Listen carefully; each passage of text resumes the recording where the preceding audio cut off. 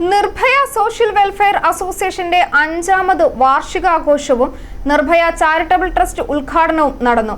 വാർഷികാഘോഷത്തിന്റെ ഭാഗമായി രോഗികൾക്കുള്ള ചികിത്സാ ധനസഹായ വിതരണവും ജപ്തി നടപടി നേരിട്ട കുടുംബങ്ങളുടെ ആധാരങ്ങൾ ജപ്തി ഒഴിവാക്കി ഉടമയ്ക്ക് തിരികെ നൽകുകയും ചെയ്തു. നിർഭയ സോഷ്യൽ വെൽഫെയർ അസോസിയേഷൻ എന്ന സംഘടന രൂപം കൊണ്ടിട്ട് 5 വർഷം പൂർത്തിയാവുകയാണ്.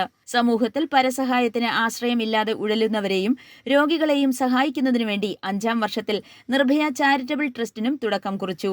അഡ്വക്കേറ്റ് മോൻസ് ജോസഫ് MLA വാർഷിക പരിപാടി ഉദ്ഘാടനം ചെയ്തു.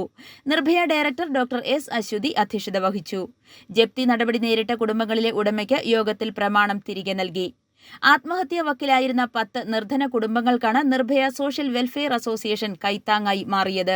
അഡ്വക്കേറ്റ് ശ്രീനിവാസൻ ചാരിറ്റബിൾ ട്രസ്റ്റ് ഉദ്ഘാടനം ചെയ്തു. നമ്മുടെ ജീവിത കഷ്ടപ്പാടിന്റെ ഭാഗമായി ലോൺ എടുത്ത്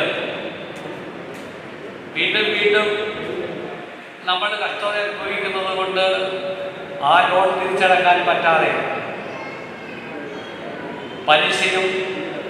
പലിശയുടെ മേൽ പലിശയും പിഴപ്പലിശയുമായി നമ്മുടെ ആധാരങ്ങളും മറ്റും നഷ്ടപ്പെട്ടു പോകുന്ന ഒരു സാഹചര്യത്തിൽ നമ്മുടെ വസ്തുക്കൾ ജപ്തി ചെയ്ത് ബാങ്ക് അവരുടെ കടം ഈടാക്കാൻ തയ്യാറാകുന്ന അവസരത്തിൽ അങ്ങനെ കടത്തിൽ നിന്നും കടം ആയി മാറിയ പാവപ്പെട്ടവരെ സംരക്ഷിക്കുന്നതിന് വേണ്ടി അവരുടെ ആധാരം തിരിച്ചെടുത്ത് കൊടുക്കുന്നതിന് വേണ്ടി അതുപോലെ തന്നെ അസുഖബാധിതരായി കഴിയുന്ന ആളുകൾക്ക് ധനസഹായം ചെയ്യുക.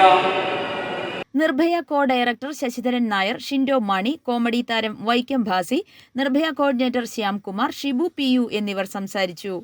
ക്യാൻസർ, കിഡ്നി, ഹാർട്ട് രോഗികൾക്ക് യോഗത്തിൽ ചികിത്സാ ധനസഹായവും വിതരണം ചെയ്തു.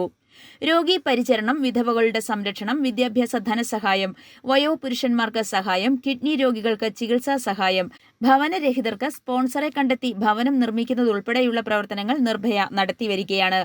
കോവിഡ് സമയത്ത് കിറ്റ് വിതരണവും ചെയ്തിരുന്നു.